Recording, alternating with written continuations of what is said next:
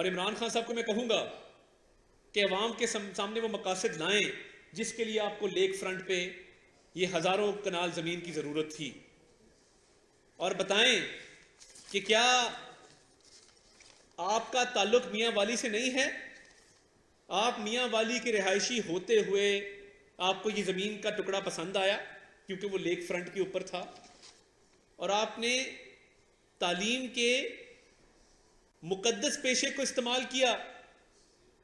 तालीम देने के मुकद्दस पेशे को इस्तेमाल करते हुए आपने ये कब्जा किया। ये बदतरीन फेल है कि कोई बंदा तालीमी इदारे के नाम पर अपने होम डिस्ट्रिक्ट के अंदर गरीब लोगों की जमीन हथिया ले। इससे बदतरीन फेल और नहीं हो सकता।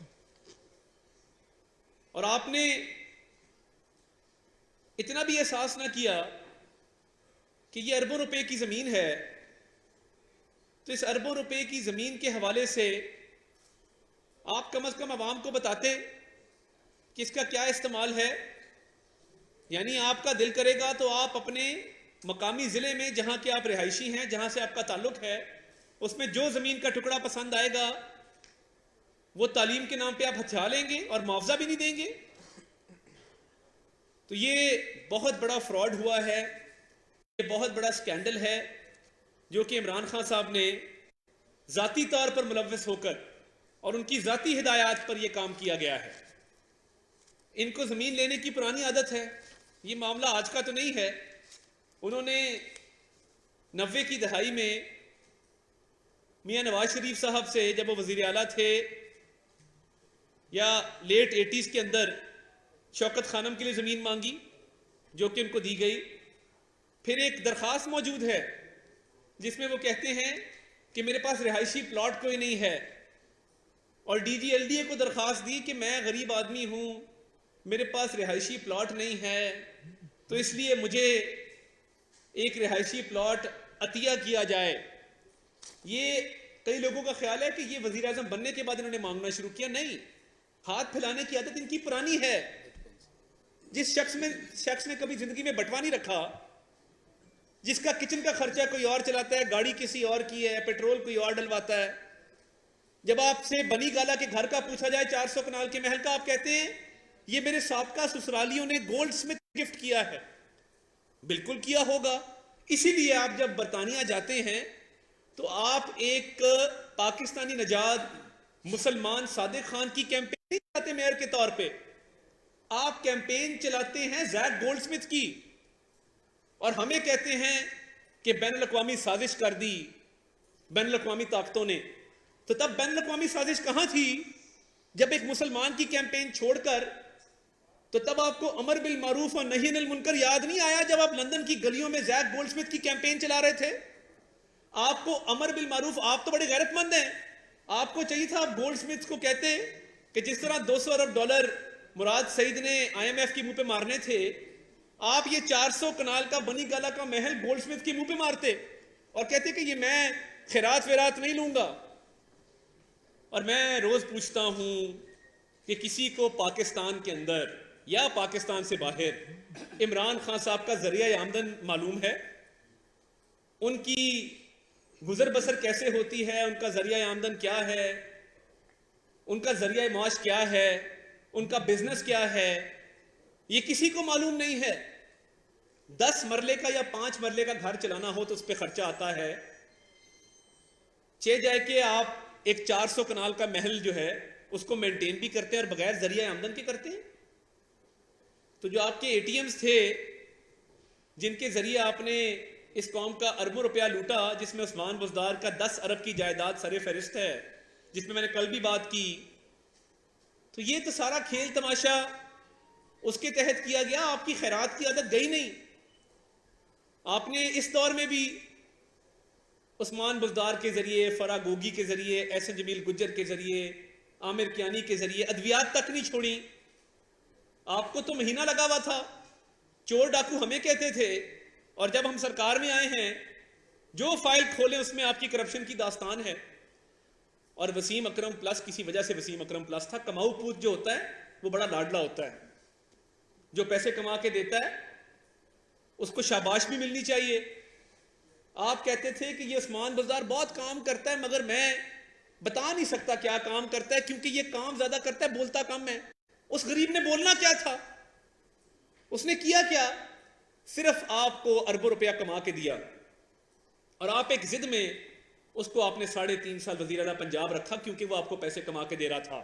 वो वाकई आपका वसीम अकरम प्लस था, और वो प्लस प्लस था, क्योंकि 10 अरब की जायदाद बनाना आपने वजीर आला बनाया ये कहकर कि इसके घर में बिजली नहीं है। ये वो शख्स है जिसको अवाम के मसाइल का अदराक है, इसके घर में बिजली नहीं है। तो वो चंद करोड़ रुपए की जायदाद का मालिक 10 अरब की जायदाद का मालिक कैसे बना? कौन है दोस्त मोहम्मद बुज़दार? कौन है जाफर बुज़दार? कौन है जावेद केसरानी? कौन है ताहिर खुर्शीद? ये पता करें। अरबों रुपए की करप्शन की दास्तान है, और आप यहां नहीं रुके। आपने मियां वाली की अरबों रुपए की जमीन हथिया ली, और बेधड़क होके हथियाई। तो ये अतियात तो आप लेते थे, तो अतियात का ये मतलब नहीं है कि आप आम लोगों की जमीनों पर कब्जे शुरू कर दें। आपकी चोरी का भी पता था, आपके डाकों का भी पता था, मगर आप पाकिस्तान के सबसे बड़े कब्जा माफिया हैं, ये हमें नहीं पता था। ये तो जब मियां वाली के मामलात हमने खोले हैं और हमने फाइलों को कुरेदा है, तो पता लगा है कि ये कई हजार कनाल जमीन को आपने किस तरह हथियाया है। आप आज बता दें, मैं चैलेंज करता हूं, बता दें आपका जरिया आमदन क्या है। इधर लाहौर में जमान पार्क का घर है। आप जलसे में खड़े होते हैं, आप मजहब को इस्तेमाल करते हैं, हमें अमर बिल मारूफ सिखाते हैं। तो ये क्या जमान पार्क का पूरा घर नया नहीं बना? क्या जमान पार्क के घर की 2018 के आखिर में और 2019 के शुरू में पूरी कंस्ट्रक्शन दोबारा नहीं हुई? क्या उसको मसमार करके अपने आबाई घर को आपने दोबारा नया घर नहीं बनाया? जो 6 करोड़ रुपया खर्चा आपके नए घर पे आया है, वो कहां पे डिक्लेयर्ड है, हमें बता दें। ये लाहौर शहर है, नहर के ऊपर घर है, हर शहरी वहां से गुजरता है, हम देखते हैं। बड़ा शहाना एक महल खड़ा किया गया है। तो आपके पास वो रकम कहां से आई? उसका जवाब भी सुन लें। कोई इमरान खान साहब को कहेगा ना कि वो रकम कहां से, तो वो कहेंगे कि मैंने अपनी विरासती जमीन बेची थी फिरोज वाला की। अब फिरोज वाला की एक नई दास्तान है कि फिरोज वाला की जमीन विरासती जमीन है ही नहीं, वो एक खातून से खरीदी गई है और उसको कागजों में विरासती लिखा गया है।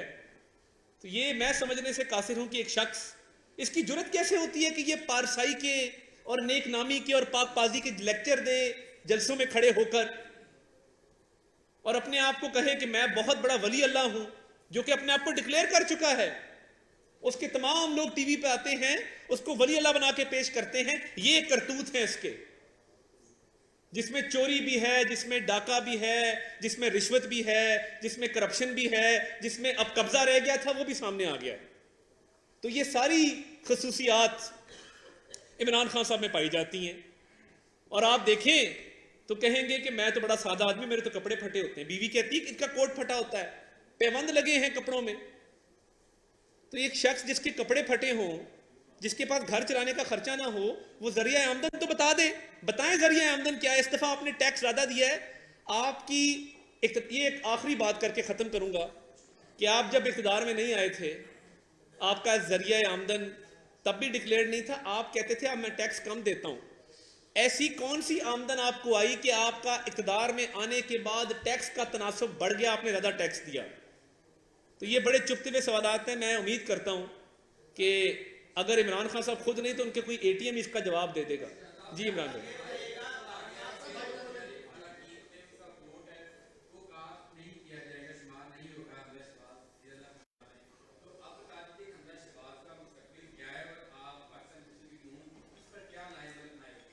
देखिए बात यह है कि ऑनरेबल सुप्रीम कोर्ट का एक फैसला आया है और वो एडवाइजरी ओपिनियन है।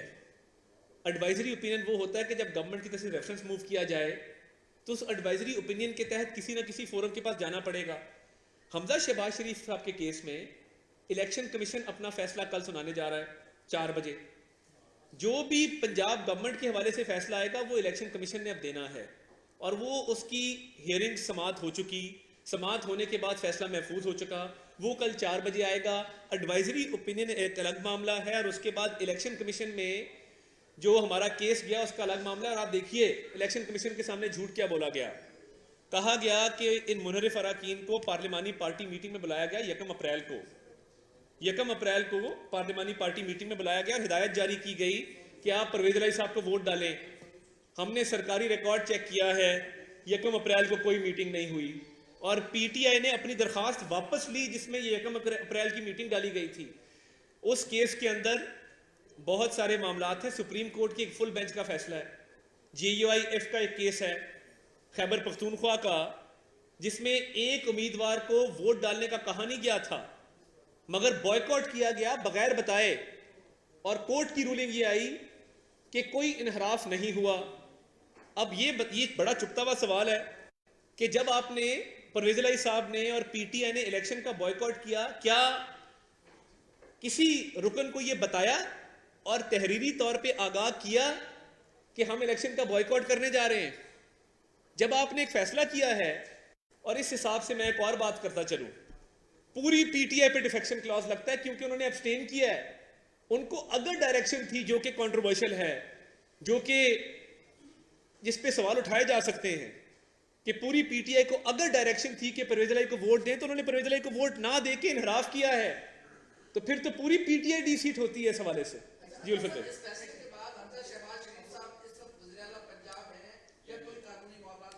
100% वज़ीर आला पंजाब है। मैंने जैसे अर्ज किया कि वो हैं और इंशाल्लाह रहेंगे, क्योंकि एक एडवाइजरी ओपिनियन है ना, उन 26 अरकान का केस इलेक्शन कमीशन के पास है, उसका फैसला इलेक्शन कमीशन ने करना है। और कानून में ये है क्योंकि समाअत इस सुप्रीम कोर्ट के फैसले से पहले हुई और उसका फैसला कल आना है, तो वो जो फैसला आएगा उस पर बात होगी। मगर मैं बड़े वसूख से आपको कह रहा हूँ कि एडवाइजरी ओपिनियन है और एडवाइजरी ओपिनियन की अभी डिटेल्ड ऑर्डर आएगा तो उस पर बेहतर कमेंट कर सकेंगे। मगर हमजा शहबाज शरीफ साहब 100% वज़ीर आला पंजाब हैं और इंशाल्लाह रहेंगे। जी, बहुत अच्छा सवाल किया आपने अगर आइन शायद नहीं पढ़ा, आइन के अंदर एतमाद का वोट लेने का हुक्म सिर्फ गवर्नर जारी कर सकता है। आप आज गवर्नर लगा दें, हम सुबह एतमाद का वोट ले लेते हैं।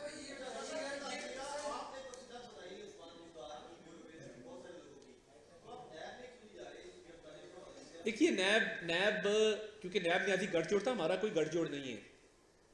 हम उस्मान बुज़दार के खिलाफ हमने कल एक एंटी करप्शन पंजाब में दरखास्त जमा करा दी है और उसके अंदर तमाम तफसीलात, तमाम सबूत साथ लफ किए और हमारी ये मंशा है कि एंटी करप्शन मुकम्मल तहकीकात करें 10 अरब के असासों की। तो नैब में जब मौका आएगा दरखास्त देंगे, मगर नैब एक आज़ाद इदारा है, नैब जब चाहे उसकी तहकीकात करे, तो नैब को किसी ने रोका तो नहीं है। अगर वो चाहते हैं तो तहकीकात जरूर कर लें। नहीं, अभी तो देखें, अभी तो बड़ा लंबा मरला है, अभी तो इलेक्शन कमीशन का फैसला आना है ना। ये देखिए एक फर्क है, एक हुकूमत ओपिनियन मांगती है, राय मांगती है सुप्रीम कोर्ट की, सुप्रीम कोर्ट एक राय देता है। एक इलेक्शन कमीशन में उन 26 अरकान का केस चल रहा है, तो अब तमाम तर नजरें इलेक्शन कमीशन है कि कल इलेक्शन कमीशन हालात को देखते हुए, वाकयात को देखते हुए और इन 26 अरकान के हवाले से जो हमने सबूत पेश किए हैं उनके वकला ने, वो क्या फैसला देते हैं वो एक अलग मामला है। जिसमें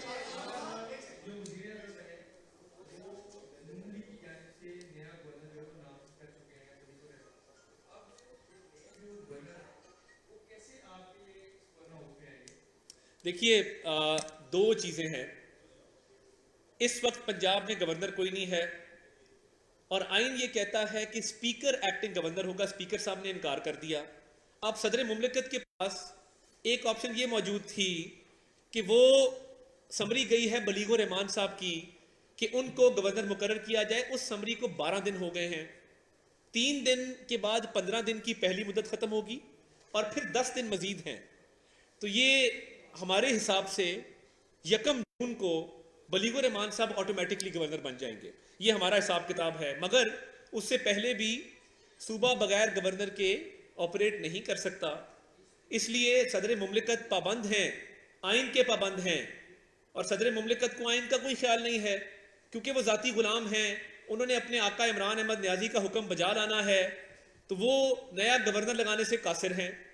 तो मैं ये समझता हूँ कि जो सदर मुमलिकत इनहराफ कर रहे हैं जिनको इंशाल्लाह महंगा पड़ेगा, मगर उनको फिलफौर या तो परवेज़ इलाही साहब को तलकीन करनी चाहिए कि गवर्नर बने, या फिर बलीगुर रहमान साहब का नाम मंजूर कर दिया जाए। एक समरी है, उसको रोक सकते हैं, रिजेक्ट नहीं कर सकते आइन के मुताबिक। तो सदर मुमलिकत पहले भी इनहराफ करते रहे हैं और उन्होंने अपने हल्फ की भी पासदारी नहीं की, हल्फ की खिलाफ वर्जी की है। तो ठीक है, अगर आप जाती मुलाजिम बनकर, जाती गुलाम बनकर पाकिस्तान के आइन से खिलवाड़ करना चाहते हैं, आप जरूर करें, मगर कानून अपना रास्ता इख्तियार करेगा। जी शुक्रिया।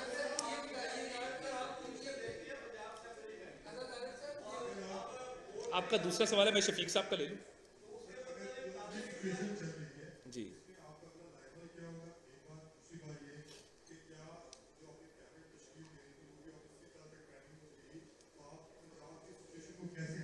देखिए, पंजाब में हुकूमत मुकम्मल तौर पर फ़ाल है। वज़ीर आला पंजाब सेहत के शोबे में आज भी अस्पतालों का उन्होंने दौरा किया।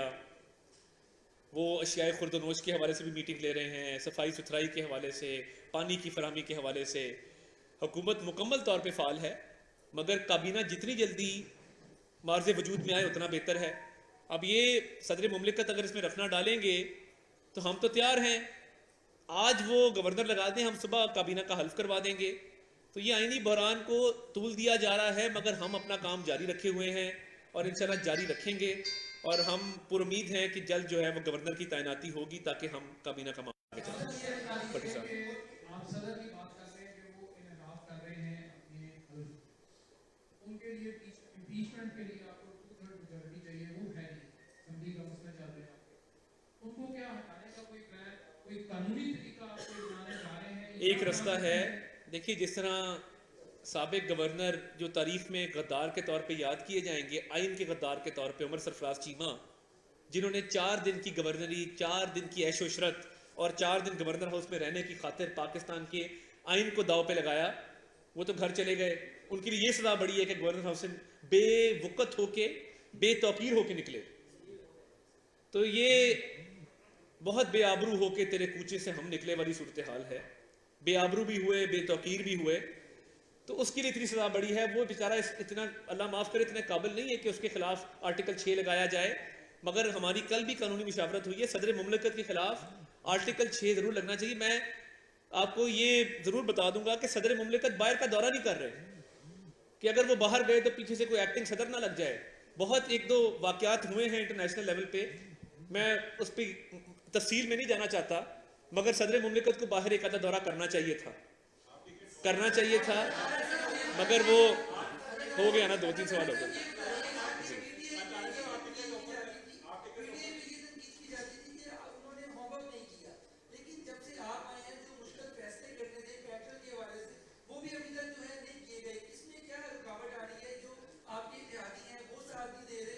देखिए, मुश्किल फैसले तो देखें, हमने मुश्किल फैसले ये किए कि आते ही रमज़ान के महीने में आटा सस्ता किया, चीनी सस्ती की। आपने देखा कि अवाम को आटा सस्ता मिला, चीनी सस्ती मिली, तो इस पर मज़ीद भी हम इक़दाम करने जा रहे हैं और इंशाल्लाह आप देखेंगे कि अवाम की ज़िंदगी में बहुत बेहतरी आएगी और आ भी रही है। आखिरी सवाल है, 7 बज गए। इतनी नहीं है। देखिए, महंगाई जो पीटीआई की रुखसती के साथ ही रुखसत हुई, आज अशियाए खुर्दनोश पहले से सस्ती हैं। और मैं ये समझता हूँ कि जो महंगाई पीटीआई ने की, वो अवाम से पैसे लेके अपनी जेबें भरी। हमारे दौर में चीज़ें सस्ती हो रही हैं और मैंने रमज़ान का मेंशन किया कि ऑलरेडी हमने आटा और चीनी सस्ता दिया। बाकी भी इंशाल्लाह आने वाले चंद रोज में एक लाहे अमल का ऐलान किया जाएगा। आखिरी नदीम चौधरी साहब, आखिरी।